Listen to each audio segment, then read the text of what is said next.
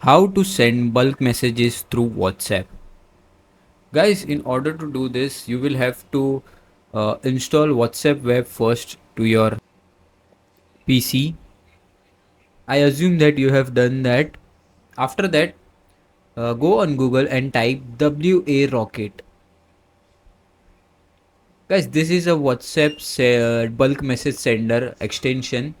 Just install this extension. Click on Add to Chrome. After you add, here you can send bulk messages on WhatsApp through your Excel sheet. Once you save your Excel sheet as CSV file, open this web extension and click on Sender. Now just now just upload your CSV file here and type your numbers and messages you want to send. Just like this.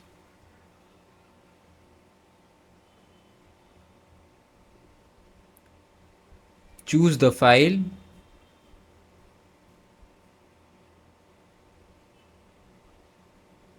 and here you can type the message. So that is how you can send bulk messages through WhatsApp.